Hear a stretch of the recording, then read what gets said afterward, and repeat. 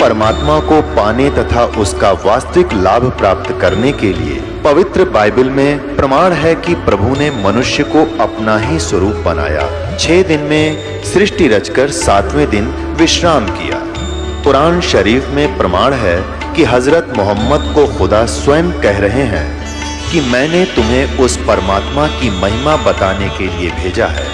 वो परमात्मा कबीर है जिसने 6 दिन में सृष्टि रची तथा 7वें दिन तख्त पर जा विराजा।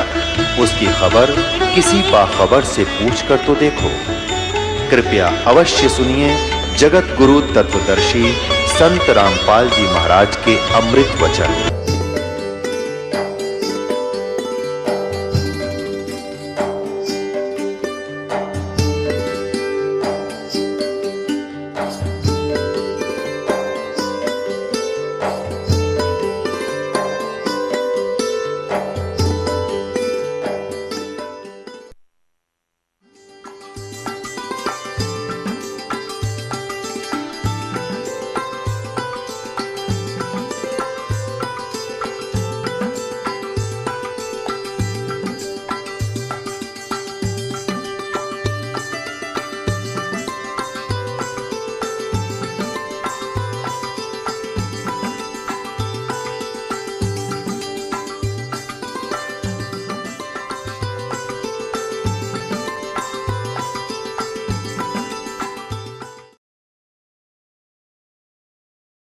परमात्मा जब आएगा या अपना अवतार भेजेगा या सद्ज्ञान देगा तो हरियाणा से स्टार्ट करेगा। इसलिए काल ने यहाँ भेज करके, मैं ये कहता हूँ कि हरियाणा की जनता को 100 साल पीछे भेज दिया। 100 साल जो हमारा देश या वर्ल्ड 100 साल आगे चल रहा है, हरियाणा पीछे चल रहा है। आज भी 80% हरियाणा के लोग झाड़ और फूंक में विश्वास करते हैं।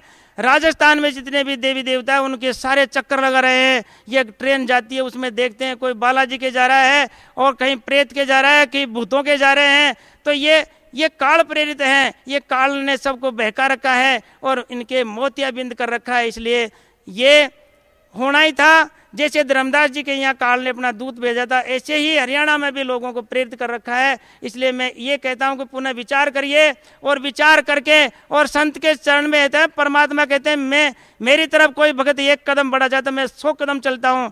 तो जब कहते हैं नहीं यहाँ आने के लिए पैर भी रखोगे तो काल आपका कुछ नहीं बिगाड़ सकता, और यहाँ आने से आपका मोतियाबिंद का ऑपरेशन होगा, सद्ज्ञान सद्भक्ति मिलेगी और आपका हृदय स्वीकार करेगा। ऐसा कल्याण करवाओ आकर के परमात्मा के चरणों में। स्वयं परमात्मा आए हुए हैं, इसमें कोई संशय नहीं है, कोई डाउट नहीं है, और अपना कल्याण करवाना ही हितकर है। जी धन्यवाद आपका बहुत बहुत। मास्टर जी, एक आखिरी सवाल मैं आपसे जानना चाहूँगा। एक आप शिक्षक हैं, शिक्षक होने के नाते मैं आपसे एक प्रश्न पूछना चाहता हूँ कि एक शिक्षक के ऊपर एक समाज की जिम्मेवारी भी होती है और उसके विद्यार्थियों की जिम्मेवारी भी होती है। तो आप क्या संदेश देते हैं अपने स्टूडेंट्स को, अपने छात्रों को, और जिस समाज में आप रहते हैं उस समाज को, अपने पूज्य गुरुदेव संत रामपाल जी महाराज के बारे में और उनकी भक्ति के बारे में? बहुत अच्छा। मैंने 2.5 साल पहले जब यहाँ से दीक्षा ग्रहण की है, उसके बाद में मेरी दिनचर्या, मेरा जीवन बदल चुका है। मैं 24 घंटे में से नींद में जो 4 या 5 घंटे सोता हूँ, उसके बाद में या तो सुमरण करता हूँ या मैं परमात्मा की चर्चा करता हूँ। मैं क्लास में भी, आजकल कहते हैं ना कि जैसे प्रहलाद भगत था, वो पढ़ने के लिए भेजते थे और वो स्लेट में परमात्मा का नाम लिखा करते थे और अक्षर नहीं लिखते थे। तो मैं भी जब क्लास में जाता हूँ तो मेरा स्टाफ, मेरे स्टूडेंट्स जितने भी मेरे को जानते हैं वो यही कहते हैं, आप मालिक की चर्चा सुनाओ, हम तो पढ़ लेंगे, पढ़ने की चीज़ नहीं है ये, आपका ज्ञान सुनाओ। स्टाफ वाले भी यही कहते हैं कि आप परमात्मा की चर्चा करो, हम तो उसी से आनंद लेंगे आपकी चर्चा से। ठीक है, हमारे भाग्य में नहीं है क्योंकि वो विकारों से लिप्त है। कुछ ब्राह्मण घर में जन्म है तो वो ब्राह्मण कुल के व्यक्ति अपनी मर्यादा नहीं छोड़ सकते। वो कहते हैं कि सहज राज का तजना, सहज त्रिया का मोह, मान बढ़ाई ईर्ष्या, दुर्लभ तजना दो। तो ये चीज़ें हमें अखरती है, वो नहीं आ पा रहे हैं, लेकिन ये तो स्वीकार करते हैं। मैं उनसे पूछता हूँ, आप पंडित विद्वान हो, क्या परमात्मा की वाणी में कुछ कमी है या शास्त्रों के अर्थ करने में कोई कमी है? तो कहते थे अर्थ तो कमी तो कहीं नहीं है, केवल बस सब चीज़ सत्य है, लेकिन हम नहीं कर पाते ये चीज़, हम मर्यादाओं में उड़े हैं।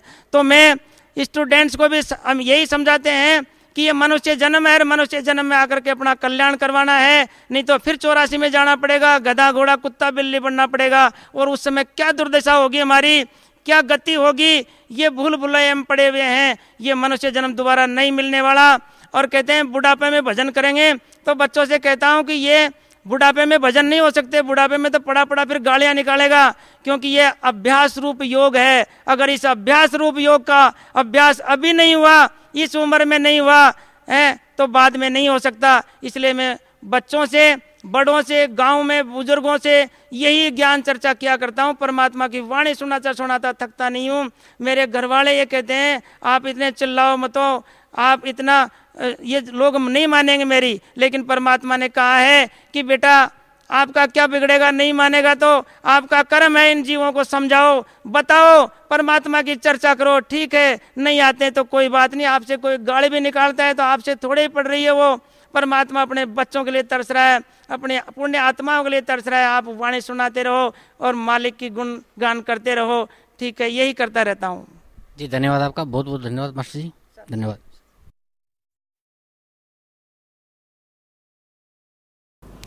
परम पिता परमात्मा पूर्ण ब्रह्म, हम सभी आत्माओं के जनक हमारे परम पिता कबीर परमेश्वर जी की असीम रजा से पुण्यात्माओं, आपको ये सत्संग और ये यथार्थ भक्ति विधि प्राप्त हुई। आप बालक हो, विद्यार्थी हो, दूसरे शब्दों में कहें कि आप रोगी हो, दास इस मार्ग का, इस रोग का पूर्ण रूप से डॉक्टर है। और डॉक्टर को पता होता है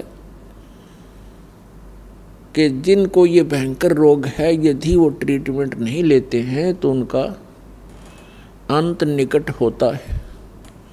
फिर उसको ये भी मालूम होता है कि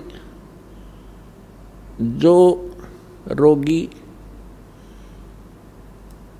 डॉक्टर के बताए अनुसार सर्व उपचार करवा रहा है, सभी औषधि सेवन कर रहा है रेगुलरली, उसको मालूम है कि इसका जीवन बचेगा, इसमें कितना इम्प्रूवमेंट हो रहा है। तो पुण्यात्माओं, हम सभी को एक दीर्घ रोग लगा हुआ है, जन्म और मृत्यु का। उस जन्म मृत्यु के रोग को नाश करने की औषधि इस विश्व में इस दास के अतिरिक्त, रामपाल दास, सतलोक आश्रम बरवाला, जिला हिसार, हरियाणा के अतिरिक्त किसी के पास नहीं है, विश्व में किसी के पास नहीं है।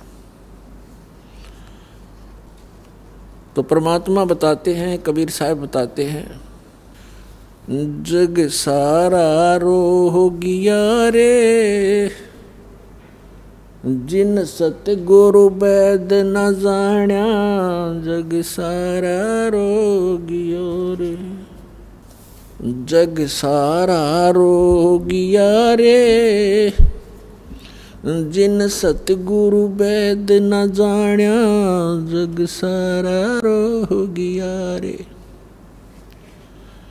जग सारा रोगिया रे, जिन सतगुरु वैद न जाण्या, जग सारा रोगिया रे। भाई जन्म मरण का रोग लगा है या तृष्णा वडरी खांसी, जन्म मरण का रोग लगा है, तृष्णा वडरी खांसी, आवागवन की डोर गले में या पड़ी काल की फांसी, जग सारा रोगियो रे, जिन सतगुरु वैद न जाण्या, जग सारा रोगिया रे, जग सारा रोगिया रे। जिन सतगुरु वैद न जाना, जग सारा रोगिया रे। भाई सच्चा सतगुरु कोई न पूजे, इन झूठों जगपतियासी। सच्चा सतगुरु कोई न पूजे, इन झूठों जगपतियासी।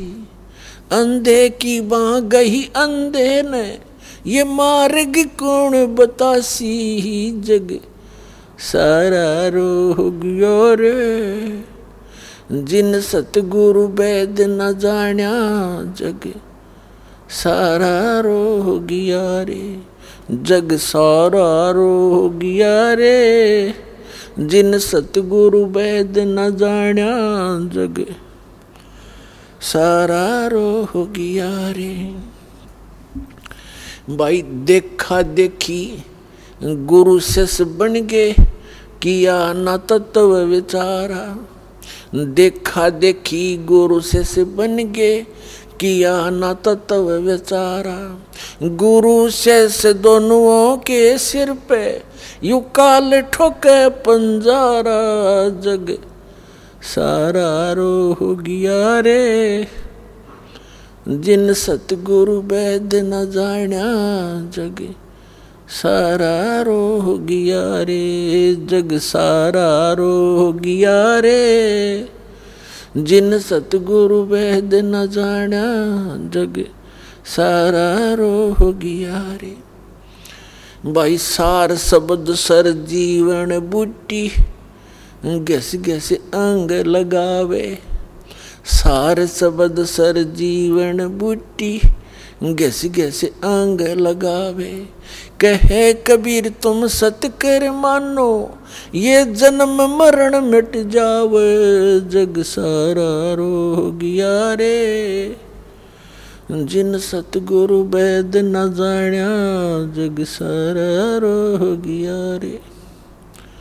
जग सारा रोगिया रे, जिन सतगुरु वैद न जान्या, जग सारा रोगिया रे। सार शब्द सर जीवन बूटी, सार शब्द सर जीवन बूटी, घस घस अंग लगावे। कहे कबीर तुम सत कर मानो, ये जन्म मरण मिट जावे। जग सारा रोगिया रे, जिन सतगुरु वैद न जान्या, जग सारा रोगिया रे। तो पुण्यात्माओं, इस जन्म और मरण के इस दीर्घ रोग से 21 ब्रह्मांड के सर्व प्राणी ग्रस्त है। चाहे वो पुण्यात्माएं ब्रह्मा जी की पोस्ट प्राप्त हैं, भले ही वे विष्णु जी के पद को प्राप्त हैं, चाहे वो शंकर के पद को प्राप्त हैं, और कोई पृथ्वीपति है, चाहे इंद्र स्वर्ग का राजा बना है, इन सबको जन्म और मरण का रोग लगा हुआ है।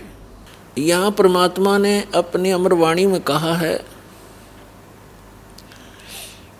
कि जन्म मरण का रोग लग गया, या तृष्णा बढ़ी खांसी।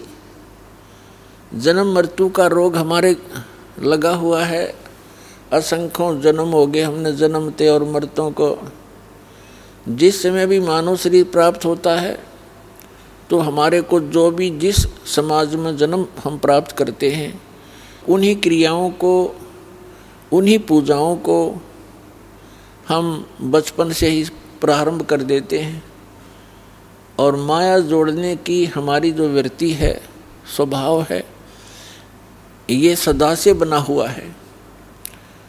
और हम पूरे जीवन में संग्रह करने पर लगे रहते हैं। संपत्ति, कोठी, कार, प्लाट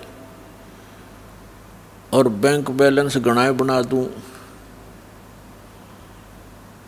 तो ये बुद्धि हमारी काल ने खराब कर रखी है। हमारे को तत्व ज्ञान नहीं मिला। जिस समय आपको तत्व ज्ञान मिलेगा, ये देश पराया दिखेगा, अपना नहीं दिखेगा। आपको ऐसा लगेगा जैसे हमने यहाँ कुछ समय पास करना है, और यदि हम सही भक्ति करेंगे तो सतलोक चले जाएंगे, नहीं तो फिर 84 लाख योनियों में। अब परमात्मा बताते हैं उस तत्व ज्ञान से जिन महापुरुषों को परमेश्वर ने परिचित करवाया, ये उनका एक विधान है परमेश्वर का कि वो प्रत्येक युग में आते हैं और अच्छी आत्माओं को मिलते हैं, दृढ़ भक्तों को, उनको अपने से परिचित कराते हैं।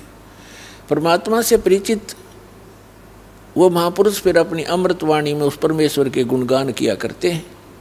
उसी से प्राप्त उस तत्व ज्ञान के आधार से अपने भाई बहनों को, परमात्मा के बच्चों को जगाया करते हैं, वो ज्ञान सुनाया करते हैं। आगे गए ना बावड़े रहते भी सब जाही, बिन साहेब की बंदगी कई ठोर ठिकाना नहीं। जैसे मोती ओस का ऐसी तेरी आवे, गरीब दास करो बंदगी बहुर न ऐसा दाव। जो पहले चले गए, मृत्यु को प्राप्त हुए, उन्होंने तो आपको आकर बताया नहीं कि उनके साथ क्या क्या जुल्म गुजरे ऊपर, और फिर कहाँ कहाँ भटके वो। रहते भी सब ऐसे ही चले जाएंगे, और बिन साहिब की बंदगी कहीं ठोर ठिकाना ना। या चाहे पृथ्वीपति है, चाहे गरीब है, मृत्यु का समय सबका निर्धारित है। ये बात हम भूल चुके हैं कि हमने मरना है, और जिस समय हमें ये याद रहेगा कि मृत्यु होएगी, तो उस समय हम यहाँ की बुराइयों से भी बचेंगे। फिर हमने केवल वो नेक्स्ट प्लेस दिखाई देगा, अगला स्थान दिखाई देगा, और ये पक्का गारंटीड है कि यहाँ तो ना कोई रहा ना रहेगा। कोई 10 वर्ष पहले चला जाएगा, कोई 10 वर्ष पीछे चला जाएगा, सबको यहाँ से जाना पड़ेगा। और फिर ऐसे लोक में हम कोठी बंगले बना के यहाँ स्थिर होना चाहते हैं। हमारे जैसा मूर्ख नहीं इस पृथ्वी पे। जब तक पता नहीं था, ज्ञान नहीं था, हम डले ढोए ही रहे थे, लेकिन अब पता लग गया है तो कुछ उल्टा हटो इन क्रियाओं से। परमात्मा के ज्ञान को आधार बनाओ। ठीक है, कोई दुखी, आज कोई भी पृथ्वी पर सुखी नहीं है। आज नहीं, कभी भी इस 21 ब्रह्मांड में कोई प्राणी सुखी नहीं देखा। तो हमने पुण्यात्माओं, परमात्मा ने आकर हमें बताया है कि ये लोग ठीक नहीं है, यहाँ सब ने जाना है। तो आगे गए ना बावड़े रहते भी सब जा, और बिन साहेब की बंदगी की ठोर ठिकाना ना। आज हम तो पृथ्वीपति हैं, जैसे बहुत से प्रमाण दास आपको देता, और आपको भी खूब पता है। एक आंध्र प्रदेश का मुख्यमंत्री हेलीकॉप्टर से जा रहा था, उसकी स्वागत के अंदर हजारों की संख्या में लोग खड़े थे, सैकड़ों की संख्या में मालाएं लिए खड़े थे उसका सत्कार करने के लिए, और दुर्घटनाग्रस्त हो गया वो। ठीक है, उसका पुण्य खत्म हुआ, और जिस दिन ये पुण्य खत्म हो जाएगा, चाहे कहीं पर भी हो, और जिस दिन उसकी सांस खत्म हो जाएंगी, आयु खत्म होगी, 1 सेकंड भी नहीं लगाएगा, काल उसी समय वही कड़च कर देगा। अब क्या बताते हैं परमात्मा, हमें याद दिलाते हैं परमेश्वर कबीर जी, भाई कहाँ जन्मे और पाले पोसे, खूब लड़ाए लाडे, न जाने इस देह के है कहाँ खंडेंगे आड़े। कहाँ तो जन्मे और कहाँ पाले पोसे, और खूब लड़ाए हमारे लाड, और न जाने इस देह के कहाँ खंडेंगे आड़। अपने आत्मा परमात्मा कहते हैं, साथी हमारे चले गए, हमें समझाना चाहते हैं, हम भी चलन हारे, कोई कागज में बाकी रह रही, ताते लगी है वार। जिनकी कागज पूरे हुए 1 सेकंड भी नहीं लगाएंगे, 1 सेकंड भी। तो पुण्यात्माओं, यदि आप भक्ति करना चाहते हैं मोक्ष उद्देश्य से, तो परमात्मा कबीर जी ये समर्थ है, आपकी आयु भी इनक्रीज कर देगा, लेकिन करेगा उसकी जो हृदय से ये हमारी पुकार सुनेगा।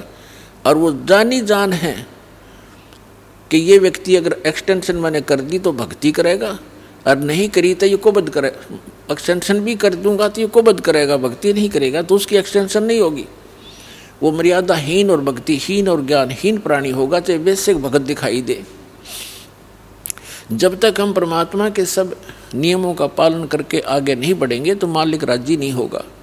और हमने सबसे पहले परमात्मा प्रसन्न करना पड़ेगा। जिन बातों से परमात्मा प्रसन्न हो, परमात्मा प्रसन्न समझो गुरु प्रसन्न हो, क्योंकि परमात्मा गुरु जी को बहुत महत्व देते हैं और ये देखना चाहते हैं कि यदि इस दास के स्थान पर जो मैंने भेज रखा अपना दास, पूरा ज्ञान दे के, पूरा मंत्र और समाधान दे करके, यदि मैं इसके स्थान पर होता तो जो व्यवहार आज ये अपने गुरु जी से कर रहे हैं, जैसा बर्ताव, ऐसा ये मेरे से करते।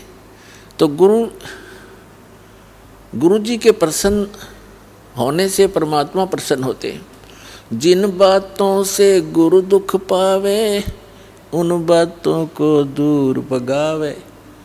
अब गुरु जी किन बातों से दुखी होगा कि आप मर्यादा तोड़ दोगे और ऊपर से भगत दिखाई दोगे तो किसी दिन काल का दाव लग जाएगा।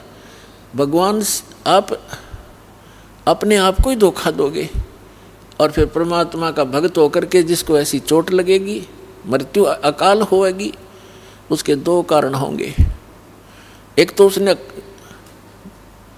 नाम खंड कर दिया होगा, दूसरा परमात्मा को ये दिख रहा होगा कि ये इस जीवन में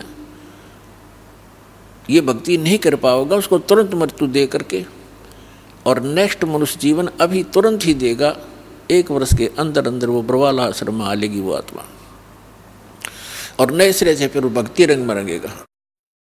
तो इस प्रकार और भी बहुत से प्रमाण हैं।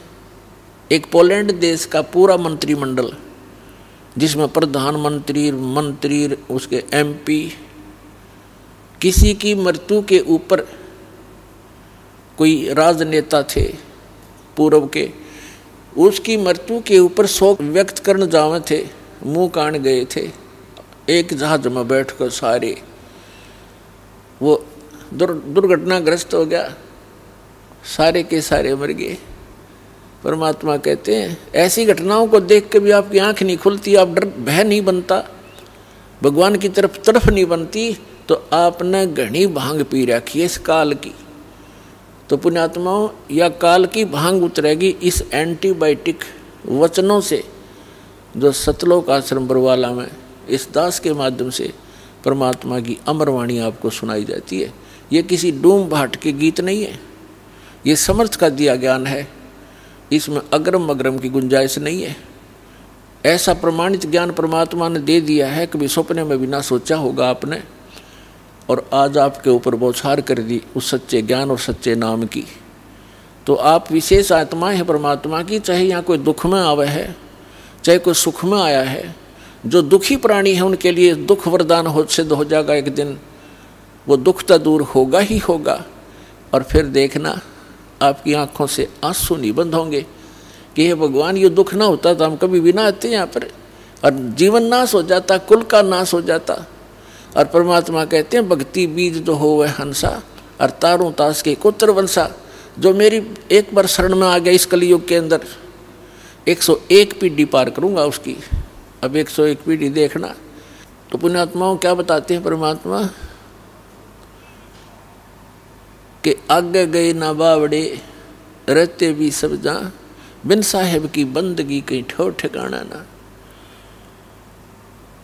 अब यहाँ से मृत्यु हुई प्रधानमंत्री जी की या मुख्यमंत्री जी की या अन्य किसी प्राणी की, मनुष्य की, तो यहाँ से चला, अच्छे पुण्य कर्म कर रखे तो स्वर्ग में, पाप साथ रहते हैं जब तक सतभक्ति नहीं करते, हम पुण्य और पाप दोनों भोगने पड़ते हैं कंप्लीट। और जब हम परमेश्वर की शरण में आ जाते हैं इस परम संत के माध्यम से, फिर उनके जो पाप नाश हो जाते हैं, उनको पाप भोगने नहीं पड़ते। केवल पुण्य उनके शेष रह जाते हैं और उन पुण्यों को फिर हम साथ नहीं ले जाएंगे।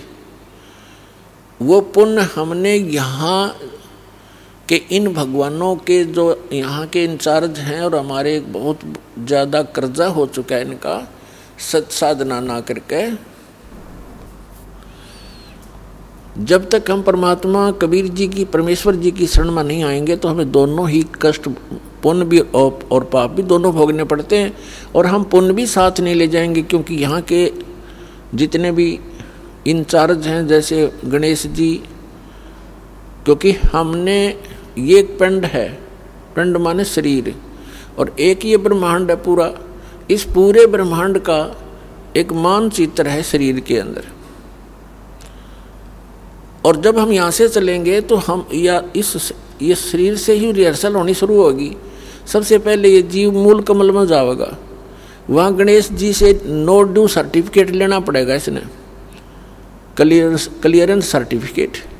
तो हमारा बहुत युगों से कर्जा हुआ पड़ा है और इनके पास हम ये मंत्र की जो कमाई, जो पुण्य, दान, धर्म करते हैं, ये सब इनको देते चले जाएंगे और ये हमें बरी करते चलेंगे। तो इस प्रकार हमने पुण्य भी और पाप नाश कर देगा परमात्मा का मंत्र। तो हम पाप और पुण्य दोनों ही यहाँ छोड़कर केवल सार नाम की भक्ति लेकर वहाँ पहुँचेंगे। इस सतनाम के अंदर 2 अक्षर हैं, एक ओम एक तत्, ये गुप्त है। जिनको सार नाम प्राप्त है उनको मालूम है। तो ये भी हम इनकी भक्ति भी यहीं देकर जाएंगे, सरपुरुष और अक्षर पुरुष को, क्योंकि इनके लोकों से हमने गुजरना है। और तीसरा जो सारनाम है उसकी कमाई आपके साथ हम सतलोक जाएंगे, क्योंकि पुण्यों की आवश्यकता हमने इसलिए होती है कि यहाँ की सुविधाएं प्राप्त करनी है। कोठी बंगले कार वह हमारे पहले रखें सरप्लस, जहाँ से आप आए हो और जहाँ आपने अब जाना है वहाँ यहाँ के पुण्यों की जरूरत नहीं। वहाँ तो पुण्य परिपूर्ण है, आपके सारे महल, आपकी सब सुविधाएं, आपके आंगन में विमान खड़े हैं और आप छोड़ कर आगे यहाँ इस काल के साथ, और कैसा एक एक दाने दाने को भटक रहे हैं। अब गरीबदास साहिब जी कहते हैं, उत्तर दक्षिण पूर्व पश्चिम ये फिरदा दाने दाने नु, सर्व कला सतगुरु साहेब की हरि आए हरि आने नु।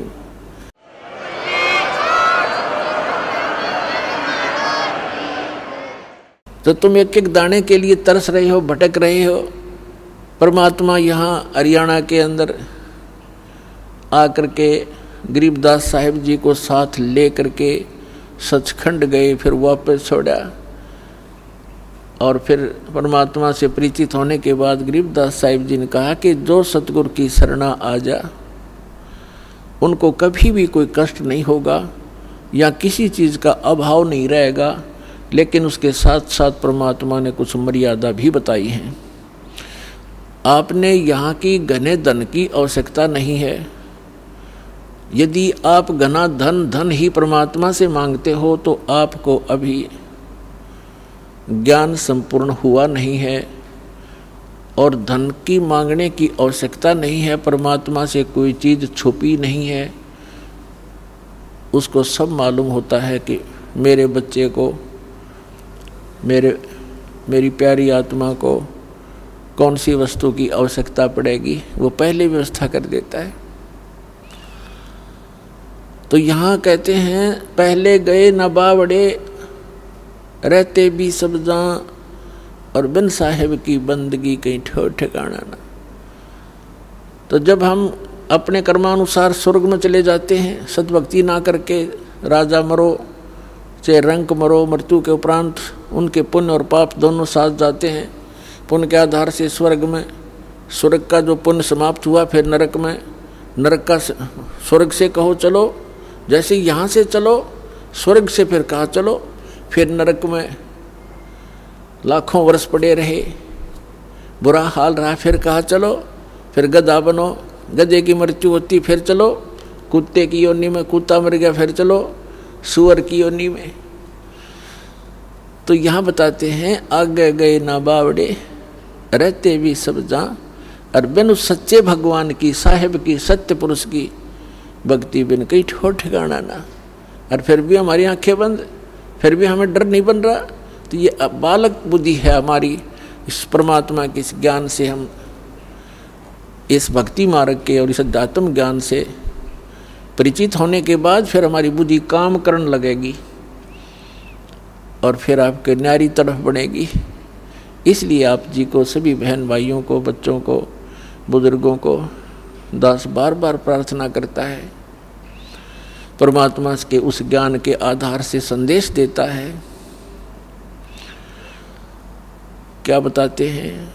ये संसार समझदा नाही, कहंदा श्याम दोपहरे नु, गरीब दास ये वक्त जात है, रोगे इस पैरे नु। उन महापुरुषों को गरीबदास कोई मांगनियाँ खाने वाला नहीं था, ना कोई रोजी रोटी से संबंधित कोई पंडित ब्राह्मण था या कोई पीर गुरु था, मुल्ला काजी नहीं था। एक किसान था, जाट था, और 1400 एकड़ ज़मीन थी उस महापुरुष के अपने खानदान से प्राप्त। और उनको परमात्मा सीधे आकर मिले थे, सतलोक लेकर गए थे कबीर भगवान। उस मालिक के मिलने के उपरांत परमात्मा की उस विशेष प्यारी आत्मा ने हमारे लिए एक अनमोल खजाना भर दिया गरीबदास जी के ग्रंथ के रूप में। वो ज्ञान आँखों देखा, परमात्मा से प्राप्त अमृतवाणी को उन्होंने हमारे लिए एक अनमोल रत्न छोड़ दिया। अब उसके आधार से वो बता रहे हैं कि ये संसार समझदा नाही, कहंदा श्याम दोपहरे नु, गरीबदास ये वक्त जात है, रोग इस पैरे नु।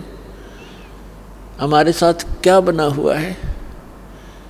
कबीर साहब कहते हैं, झूठे सुख को सुख कहे ये मान रहा मनमोद, ये सकल चबीना काल का, कुछ मुख में कुछ गोद।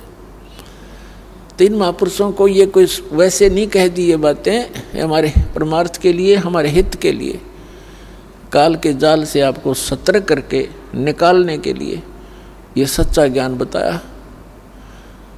क्या बताते हैं कि कबीर साहब कहते हैं, झूठे सुख को सुख कहे ये मान रहा मनमोद। हम इस झूठे सुख को सुख मान रहे हैं। जैसे एक व्यक्ति के 3 पुत्रों में से एक की मृत्यु होगी, वो घना दुखी, क्योंकि पुत्र छोड़ पुत्री मर जा, को भैंस का बच्चा मर जा, काटड़ा काटड़ी, उसका भी दुख होया करे, क्यों पाले पोसे। और ये बेटा मर जा, बेटी मर जाती है, तो कलेजा मुँह को आता हमारा, विवश है और सब गिला बीतते गया। और फिर भी हम नहीं, फिर जो बचे हुए वो सोच रहे हम नहीं मरना, हम ठीक है, हम खाक ठीक है। ये केदारनाथ के ऊपर काफ़ी व्यक्ति मारे गए, हमारे भाई बहन गए काल के मुंह में। अब हमने दुख आता इन बातों का कि ये वहाँ गए थे भगवान लेने और मिल गई मौत। देखो मौत तो यहाँ एक फाइनल, ये तो एक हार्ड एंड फास्ट, ये तो एक जो है फाइनल है कि होना ही है, मृत्यु तो होगी। लेकिन मृत्यु होने से पहले हमने, यदि हमारे पास कुछ यथार्थ भक्ति धन है तो शोभा हो मृत्यु। अब जैसे हमारी मृत्यु होएगी तो हमने खुशी है इस बात की, क्योंकि हमने वो धन इकट्ठा कर लिया, हमने इस मनुष्य जीवन के टारगेट को, उद्देश्य को पूरा कर लिया, जिसके लिए ये मिट्टी हमें प्राप्त हुई थी। इस मिट्टी से सोना बना लिया। हम तो इंतजार करते हैं कब ये पांडा पीछा छूटे, इस मिट्टी तर चले अपने सतलोक में। कबीर साहब कहते हैं, जा मरने से जग डरे मेरे मन आनंद, और कब मर हूँ कद पाऊँ वो पूर्ण परमानंद। लेकिन वो क्या लेकर गए बेचारे डरे, इन नकली संतों के द्वारा भ्रमित किए हुए श्रद्धालु, और वहाँ पहुँच गए केदारनाथ में। चलो यदि वहाँ भक्ति मार्ग होता, परमात्मा की सत भक्ति होती तो हम भी चल पड़ते और बेशक मर जाते भगवान की भक्ति करते करते। लेकिन वो तो गए भी तो डले डो गए, यो दुख नारा हमारे को। तो यहाँ परमात्मा ने खुद कहा गरीबदास जी परमात्मा से प्राप्त इस ज्ञान से कि पर भी लेन जात है दुनिया, हमरा ज्ञान किन्हें नहीं सुनिया। तो ये ज्ञान उन महापुरुषों ने बताया। तो कबीर साहब कहते हैं कि झूठे सुख को सुख है, हम एक दूसरे से अपने को कम दुखी मानकर उसको सुख मान रहे हैं। जैसे उसके 3 पुत्र थे, एक पुत्र की मृत्यु होगी और टक्कर मार मार कर रो रहा। क्यों? छोटे से को लगता है पालने माता पिता प्यार करता है, नहलाता है, कपड़े धोता है, खाना खिलाता, अपने मुंह से निकाल कर ले बेटा ले बेटी तू खा ले, और फिर वो छीन लिया जाता है तो दुख में कमी नहीं, पर हमारी कोई पार भी नहीं बसाती क्योंकि हम गंदे लोक में रह रहे हैं। उसका इकलौता पुत्र मरा हुआ था, टक्कर मार कर रो रहा था। शोक व्यक्त करने वाले भक्त यानी इधर उधर से रिश्तेदार कुल के लोग आ रहे थे, खाना भी नहीं खा गले उतर रहा था। इतने में एक व्यक्ति आ जाता है जिसका एक ही पुत्र था और वो कुछ वर्षों पहले मृत्यु को प्राप्त हो गया था। तो सभी सांत्वना देने वालों ने कहा कि देख भाई, यहाँ तो मृत्यु भाई सबके पता नहीं किस गेला के बन जा, किसके साथ क्या घटना घट जा, यहाँ तो सभी के साथ होता है। देखिए भाई, इसका एक ही पुत्र था और उसी की मृत्यु होगी। अब इसने भी संतोष कर लिया तो भी सब्र करे, खा ले का दी रोटी। तो उसने फिर सब्र हो गया, उसने फिर सुख महसूस किया कि हे भगवान देखो, इसका तो एकला पुत्र था और वो भी मर गया और मेरे तो 2 तो बच गए। बस फिर थोड़ी सी देर में उसने हौसला सा होया, अरे एक आधी रोटी खाई तो खाक सुख हो गया। भाई इतना सुख मान रहे हम। परमात्मा कहते हैं झूठे सुख को सुख है ये मान रहा मनमोद। एक भक्त बता रहा था कि मेरा कन्या उत्पन्न हुई और उस कन्या के गुदा रास्ता नहीं था, पहाड़ टूट गया दुख का। मेडिकल के अंदर लेकर गया, जिस वार्ड में मेरी बेटी को एडमिट किया उसमें 4-5 केस और थे ऐसे ही। तब मुझे थोड़ी शांति हुई, चोखा और भी मेरे जैसे हैं तो खाक सुख हो आयो। क्या बेटी का गुदा लग गई आ जाती, उनको न्यू देख लिया कि ये भी दुखी है तो कोई बात नहीं, बस यूँ सुख मान रखा हमने। तो यहाँ परमात्मा कहते हैं ये संसार समझदा नाही, कहंदा श्याम दोपहरे नू, और गरीबदास ये वक्त जात रोग इस पैरे नू। इस समय ने याद करके रोया करोगे, मनुष्य शरीर जा हाथ छूट गया था। अब सुख का तुम्हें पता है नहीं, भगवान कबीर साहब सुख देगा आपको। और वो सुख कैसे देता है, अब आपके रूबरू एक भक्त का अनुभव सुनाते हैं, उसको सुनिएगा। एक बार आप इस परमात्मा की शरण में आए हो, सच्चे मनते, सच्ची लगनते और सच्ची श्रद्धा से मर्यादा में रह कर कुछ दिन भक्ति करके देखो, आपके मुंह का थूक सूख जाएगा। इतने सुख सुनाया करोगे दूसरों को, और आपने सोचा करो कि सामने वाला मन में सोच रहा होगा ये झूठ बोल रहा है, और आप सारी साची बता रहे होगे और सामने वाले को ये सोच रहे होगे यूँ सोचा यू पागल है, झूठ बोला सारी। लेकिन आपको अब वो सुख सागर मिल रहा है, वो परम पिता मिल गए। गीता अध्याय नंबर 15 के श्लोक नंबर 16 और 17 में 3 पुरुष बताए। पुरुष माने प्रभु स्वामी।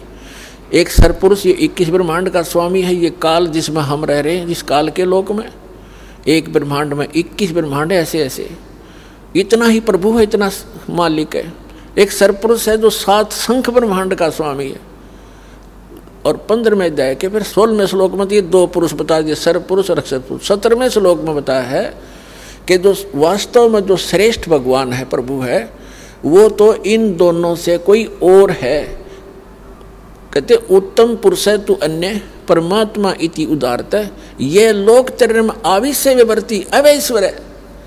जो उत्तम पुरुष है ना, पुरुषोत्तम सही भगवान, इन दोनों ते न्यारा है, और वो वास्तव परमात्मा कहा जाता है। वो वास्तव में परमात्मा है, वह श्रेष्ठ आत्मा। परमात्मा की परिभाषा क्या है, डेफिनेशन क्या है? जिसका परमात्मा करता श्रेष्ठ आत्मा, परम माने श्रेष्ठ, और श्रेष्ठ आत्मा ये काम करेगी। किसी की टांग कट रही, किसी की आंख फूट गई, कोई अंधा हो गया, कोई कैंसर से पीड़ित, किसी का बेटा मर गया, किसी की बेटी मर गई, कुणबे के कुणबे नाश हो गए, यही पता नहीं कब बिजली गिर जा। तो ये परमात्मा का स्थान नहीं, ये परमात्मा नहीं जहाँ हम रह रहे हैं। परमात्मा की परिभाषा है श्रेष्ठ आत्मा, और श्रेष्ठ आत्मा वो होती है केवल सुख दे, दुख होता ही नहीं उसके पास। जैसे आम का पेड़ होता है, छाया भी दे और मधुर फल भी देता है, इसी प्रकार ये समर्थ परमात्मा कबीर भगवान है। और इसकी शरण में आने के बाद आपके ऊपर कैसी मेहर होएगी आप सोच भी नहीं सकते। ऐसे सुख आपको प्राप्त होंगे जैसे आप भक्तों के अनुभव सुनते हैं। कल आपने सुना था एक भक्त भोला बाला सा था और वो बता रहा था कि मेरे को किसी भक्त ने, यहाँ के भक्त ने मुझे बताया कि ऐसे ऐसे देवी देवता की पूजा नहीं करनी, एक भगवान उसकी भक्ति करो। तो मैंने गालियाँ दी, बहुत बुरा कहा कि हमारी पूजाएं छुटवाता है। और फिर दया करी दाता ने पुस्तक पढ़ी, फिर यहाँ आया, यहाँ से फिर वापस गया, मोबाइल किराए पर गिरवी रख के आया 1000 रुपये में, और दाता ने वापस दे दिया। जाते ही 1000 का नोट ले पकड़ भाई। परमात्मा कहते हैं चारों युगों में देख ले हमने किसका रखा मार, द्रव सुता को दिन ने लीर जाके अंत बढ़ाए चीर। तो ये एक परमात्मा इन बातों से प्रसन्न होता है कि इस प्यारी आत्मा ने मेरे वहाँ जाने के लिए कितना कमाल कर दिया, पैसा नहीं और फिर संघर्ष करके आ रहा है। तो कहते हैं नुक्ते, वो नुक्ता था उसका, नुक्ते ऊपर रिझ जाएगा 1 करोड़ कर्म जल जाए तुम्हारे। फिर जोत के लिए पैसे नहीं, भगवान खुद जाके 1 किलो घी दिया उसको, अगले भाई तेरे घर वालों ने भेजा है। हम पहले सुना करते थे कि नरसिंह जी का भात भर दिया, नरसिंह की हुंडी दे दी, यहाँ पर रोज दे रहा है सतलोक आश्रम वाले से नाम प्राप्त प्राणियों को वो कबीर भगवान।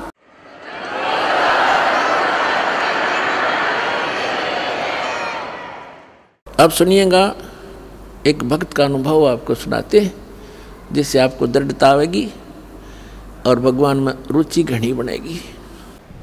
नमस्कार सर। सत साहिब जी। क्या शुभ नाम है जी आप जी का? मेरा ब्रिजभूषण दास नाम है। मैं सूरत से, गुजरात से आया हूँ। सर क्या काम करते हैं आप? मैं पहले ठेका चलाता था डाइंग पेंटिंग का, साड़ी छापने का। तो मेरा ठेका तो बंद हो गया, तो उसके बाद में मैं बेकार हो गया था एकदम। मेरे को कोई दोस्त लोग भी थे तो वो भी मुंह मोड़ लिए। मुंह मोड़ने का कारण ये था, घर वाले भी सब मुंह मोड़ लिए, भाई यानी सब बच्चे भी मुंह मोड़ लिए लगभग। तो ये कारण क्या था कि मैं बहुत दारू पीता था, दारू इतना पीता था और उसमें पी करके अब सब किसी को अपशब्द बोल देना, किसी को निबाणी हत्या जिसको बोलते हैं उसको मैं बहुत करता था। इससे सब नफरत मेरे से करने लगे थे। तो कभी कभी मेरे दिल में आवे ऐसा कि मैं आत्महत्या कर लूँ, तो कभी ऐसा लगे कि मैं छत से कूद करके मर जाऊँ, कोई मेरे को पूछ नहीं रहा है तो मैं क्या करूं। तो कभी लगे कि मैं अगर ऐसे नहीं मरा, हाथ पैर टूट गया तो और तकलीफ़ हो गया, वैसे तो नफरत ही करते हैं, अब तो पूछेंगे भी नहीं। फिर कभी ऐसा विचार करे कि उधना एक स्टेशन पड़ता है, वहीं रात को जा करके और धीरे से ट्रेन के अंदर कूद जाऊंगा तो मर जाऊंगा। फिर भी वह ऐसा इतिहास सुना था किसी का पैरे कट करके रह गया है, तो मैं बोला कि और तकलीफ़ होगी ऐसे, तो मैं क्या करूँ कुछ समझ में नहीं आवे। सर संत रामपाल जी महाराज की शरण में आने से पहले आप कौन सी भक्ति करते थे? मैं तो इसके पहले तो मैं सन 86 में बाल जोगेश्वर जी का शिष्य बना था। तो उसके बाद में उन्होंने जो क्रिया दी उसे करता रहा, कोई लाभ तो हुआ नहीं उससे। फिर उसके बाद में आश्रम बापू के आश्रम में जाने लगा, वहाँ से भी कोई लाभ नहीं हुआ। थोड़ा बहुत आनंद शुरू में आया, खाली संत दर्शन का, फिर उसके बाद में कुछ नहीं। फिर उसके बाद में एक और मेरे को संत मिले, भगवान मायानंद चैतन्य का, जो 5 तत्वों के बारे में पूरा विख्यात बताए थे। फिर उनका थोड़ा दिन किया, फिर भी आनंद, तो 5 तत्वों में तो हम गुजरते हैं तो थोड़ा बहुत आनंद आया। फिर उसके बाद में एक कुमार स्वामी हैं, वो कुमार स्वामी जी का शिष्य बना, तो उसमें भी उन्होंने सब मंत्र बताए। मंत्रों के बाद बताए कि गायत्री मंत्र में ओम लगाने का, बाकी मंत्रों में ओम नहीं लगाने का। फिर उसके बाद में उनसे कुछ आनंद नहीं आया। थोड़ी दिन के बाद फिर जय गुरुदेव जी का मैं शरण पकड़ा, मथुरा आया, दर्शन किया, फिर उनसे भी कोई लाभ नहीं हुआ, भटकता ही रहा। यानी जो चीज़ हमको चाहिए थी वो मिल नहीं रही थी, वो ढूंढ रहा था। सर पहले आप बाल योगेश्वर जी से जुड़े, फिर आप आसाराम जी से जुड़े, फिर आप भगवान मायानंद चैतन्य जी से जुड़े। तो जो भक्ति इन संतों ने आपको दी, उस भक्ति का आपको क्या लाभ मिला? उससे तो कोई लाभ नहीं मिला ना। मैं बोला ना, मेरे जीवन में जो चाहत थी ना, वो जो प्यास जैसे लगती है ना, जो किसी को, मेरे अंदर कुछ आंतरिक तौर से इतनी प्यास थी कि वो बूझ नहीं रही थी। मैं दौड़ दौड़ जैसे मिर्गा भागता है रेगिस्तान में, देखता है कि वो पानी दिख रहा है, वो पानी दिख रहा है, फिर वहाँ जाता है तो आगे पानी दिखता है। ऐसे ही मेरी तड़प थी। मैं वो संत के पास जाता था, जो अंदर की जो चाहत थी ना वो मिल नहीं रही थी, तो उनके पास जाता था, वहाँ नहीं मिले तो उनके पास जाता था, वहाँ नहीं मिले तो उनके पास जाता था। यही मेरी दशा थी। मैं सन 86 से ही दौड़ रहा था। तो सर सबसे पहले आप बाल योगेश्वर जी से जुड़े, तो क्या भक्ति प्रदान की बाल योगेश्वर जी ने आपको? क्रिया दिए थे, वो 4 क्रिया दिए थे, प्रकाश क्रिया दिए थे। एक वो नाम जो परमात्मा देते हैं वो, तो अंदर सो हम का जो न मंत्र दिए थे, सो अंदर हम, ऐसे करके दिए थे। और एक आँख बंद करके प्रकाश क्रिया दिए थे। ऐसे 4 क्रिया उन्होंने दिया था। एक तालू ऊपर सटा करके खिचड़ी मुद्रा में ऐसे दिए थे, अमृत जिसको बोलते थे। तो इससे तो कोई लाभ नहीं हुआ कोई, क्योंकि ये क्रिया करने का उतना टाइम कहाँ मिले। टाइम भी तो भी वही था कि अब बैठे 2 घंटा 4 घंटा तो अपना काम धंधा बंद हो जावे। तो उसमें भी चलते फिरते में भी कोई वही सो हम वाला था, चलते फिरते करते थे, बाहर ओम सो और अंदर हम करके यही, लेकिन लाभ कोई हुए नहीं उससे। फिर बहुत दिन तक चला, फिर इसके बाद आसाराम बाबू से जुड़े तो उनसे भी कोई लाभ नहीं हुआ। तो संत आसाराम जी ने क्या नाम उपदेश दिया आपको, क्या भक्ति क्रिया बताई? नाम तो उन्होंने तो ये सब कई देवी देवताओं का मंत्र बोल दिए थे, उसमें ओम बोल दिए थे, वो भी सोहम बोलते थे। और उसमें बोले तो तुम्हारा इष्ट देव हो उनको आप उसमें मान लो, एक मंत्र कोई भी चुन लो जो आपका इष्ट थे। तो हमको जो मनमानी इष्ट देव होते थे वही चुन लेते थे। तो हम उस समय शिव जी मेरे को प्यारे लगते थे, तो मैं ओम नमः शिवाय चुन लिया उसमें से। वो ओम नमः शिवाय करता रहा। पत्थर पर वो जो चढ़ाते थे वो फूल और बेलपत्र चढ़ाता रहा यही करके, और उनका जप भी करता था। फिर वो उनका एक मंत्र आता है वो याद कर लिया था, महामृत्युंजय। तो अब तो भूल गया सब, परमात्मा की शरण में आया तब से। तो ये सब करता रहा, लेकिन कोई लाभ नहीं होता था इससे। उसके बाद आप संत बता रहे थे भगवान चैतन्य जी, ये 5 तत्वों के बारे में। तो उन संत जी ने आपको क्या भक्ति प्रदान की? वो बोले थे कि ये 5 तत्व जो हमारे हैं ना, आकाश, वायु, अग्नि, जल और पृथ्वी, ये बृहद रूप से आपको दिखाई देते हैं। तो बृहद रूप में भी इनका एक सूक्ष्म रूप है। जैसे आकाश का सूक्ष्म रूप है शब्द, वायु का सूक्ष्म रूप है स्पर्श, अग्नि का सूक्ष्म रूप है तेज प्रकाश, और जल का सूक्ष्म रूप है रस, और पृथ्वी का सूक्ष्म रस है गंध। और इन्हीं सूक्ष्म रूपों की हमारी 5 ज्ञानेंद्रियाँ बनी है। और 5 ज्ञानेंद्रियों यानी 5 ज्ञानेंद्रियों का जो 5 कर्म इंद्रियाँ हैं हमारी, तो 10 ये इंद्रियाँ हमारी है। और इनसे अनुभूति अपना करने, उसी से आँख से अपना प्रकाश देख रही, सब अपने आप में लगी हुई है। कान जो है शब्द में लगा है, आँख प्रकाश में लगी हुई है, त्वचा स्पर्श में लगा हुआ है, जिह्वा रस में लगी हुई है, नाक गंध में लगी हुई है, सब लगी हुई है ऐसे। लेकिन उसके हिसाब से सब को बता रहे थे ऐसे कि लगी तो सब है, लेकिन उससे खाली इतने से ही तो कुछ संतोष होता नहीं था। भाई इतना तो लगी है, सब लगे हुए हैं। तब इसके हिसाब से मैं करता रहा, लेकिन कुछ थोड़ा बहुत ये तत्वों में थे तो आनंद आता था, बस उसके बाद तो वो भी बंद हो गया। उसके बाद सर आप कुमार स्वामी जी से जुड़े, तो कुमार स्वामी जी ने क्या भक्ति प्रदान की आपको? वो नाम देते थे सब, एक तो यानी भगवानों का जो नाम होता है, गायत्री मंत्र का, और कई देवताओं का नाम था। तो परमात्मा के आने के बाद 3 साल लगभग हो गया है मेरे को, सब भूल गया हूँ सबको, किसी की मंत्र वो भी याद ही नहीं वो लोग आते हैं। तो अभी तो जो मंत्र जो भक्ति कुमार स्वामी जी से प्राप्त करके आपने की, उस भक्ति का आपको क्या लाभ मिला? उसका भी कोई लाभ नहीं मिला मेरे को। तो सर बिन संतों के पास भटक के, मैं तो ये कहूँगा कि टाइम खराब करके, आप परम संत सतगुरु रामपाल जी महाराज की शरण में कैसे आए? तो नाम लेते ही हृदय से आंसू आता है। कैसे आए कि साधना चैनल में तो क्या था कि ऐसे तो मैं टीवी देखने का टाइम नहीं मिलता था। जब साधना चैनल खोला तो उस पर आ रहा था, मालिक का आ रहा था। तो इन्होंने जब बताया कि वो खोल करके किताब, ये कहाँ लिखा है इसमें कि वो मांस मदिरा खाओ, इसमें तो लिखा है कि पशुओं के लिए छोटे छोटे झाड़ियाँ और मनुष्यों के लिए वो दमदार और फलदार वृक्ष है, कहाँ लिखा है इसमें।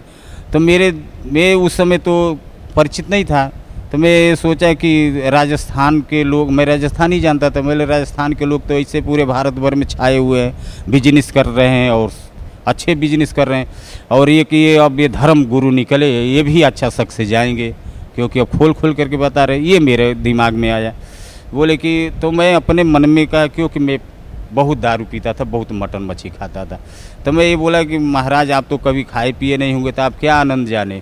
पृथ्वी लोक का तो यही एक आनंद है और स्वर्ग लोक का अमृत है, बाकी और तो कोई हम जानते नहीं। फिर ये कह करके मैं चला गया दारू पीने। मेरे दिमाग में बात आई कि वो संत कोई प्रमाणित करके दिए तो कुछ तो दम है।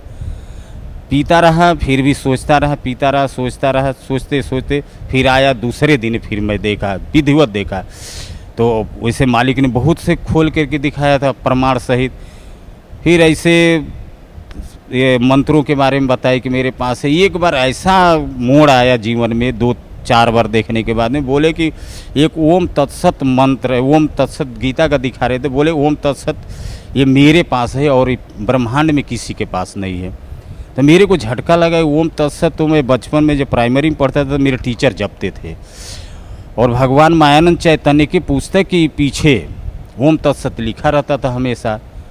तो इसमें मंत्र में तो कोई है, और बोले थे कि इसके बिना तो मोक्ष हो नहीं सकता, इसके बिना कोई कल्याण नहीं है। तो मेरे दिल में इतनी उमंग आई कि मैं छोकरे को बोला, अब ये काम करो, तुम जाकर टिकट लेके आओ। तो मैं उसके पहले आश्रम में फ़ोन किया, मैं बोला कि लिखा टीवी पर आता था नंबर, मैं नोट किया और यहाँ से आश्रम में मैं फ़ोन किया।